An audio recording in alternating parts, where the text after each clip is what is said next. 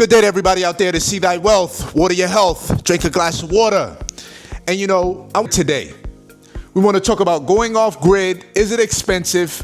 And some of the steps that you can take right now to go off grid, to grow your own food, source your own water from a well, get solar panels, and take control of your life in case something goes on and you're not able to go get food from the grocery store or fresh water. A lot of people want to know, is it expensive to go off grid? Well, what's expensive is relative to everybody, right?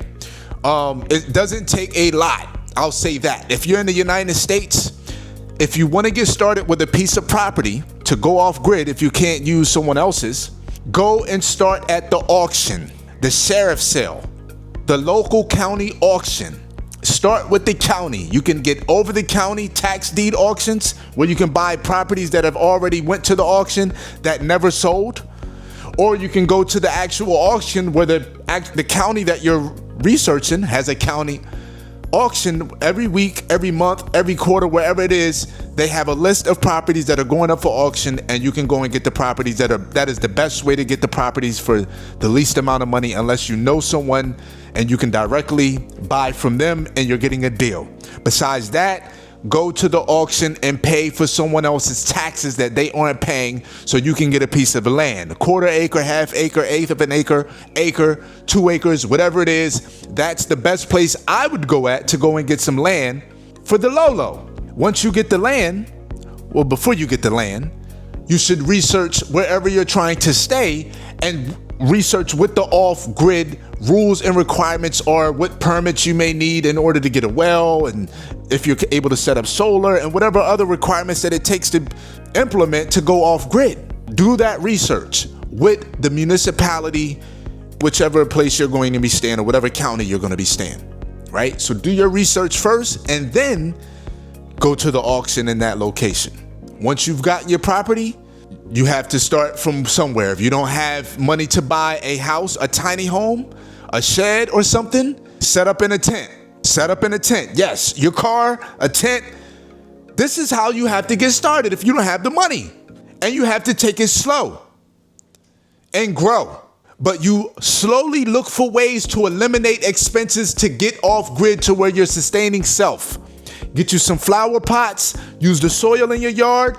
If you have money to purchase water for you can grow things, or if you can buy a well or dig your own well, it's not that expensive to get started. You can buy it. I bought a piece of land in Florida in Polk County.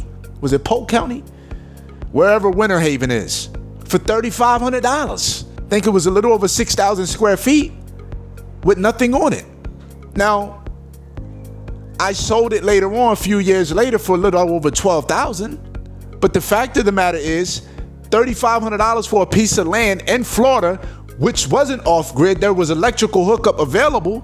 There was actually a house that was 3/4 of the house was on it, and the other third, I think 2/3 of the house was on the land, and a third of it was actually encroached on the neighbor's land. So it was a little tricky situation. But the fact of the matter is, the house had to be removed anyway because it was trash, or it didn't have to be removed, but it was encroaching. So, whatever. You can get a piece of land. It starts with the land in action.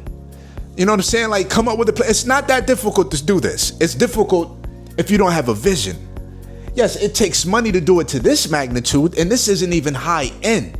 This is the low middle type area of how to get started with this, because it's more of a modern off-grid type setup.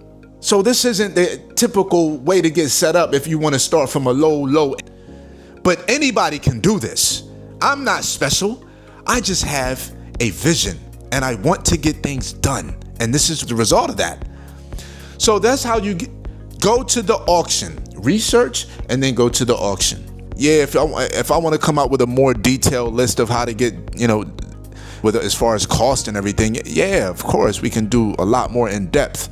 But for the average Joe that just wants to get started and wants to do a quick look, start with auctions. Tax deed auctions, not foreclosure, tax deed auctions. Unless you know what you're doing with the foreclosures, you can start there, but start with the tax deed auctions. Do your research there and get you a nice piece of property that's inexpensive, and you can start from there. You ain't got to move on it right away. You could still, and if you buying a property that's right around the corner from you, yes, you can start right there and start to build it up. But if you're buying something you're living in Tennessee and the property happens to be in Idaho, then you'd have to wait until you're able to make that move to Idaho or visit or whatever and start the building up slowly like that. You know, whatever, there's ways to do things. A lot of us, we try to make things seem impossible, or we just don't really want to take the initiative. I'm not here to hold your hand. I'm just here to show you that it can be done. And that's it. And with that, everybody have a good day. Peace.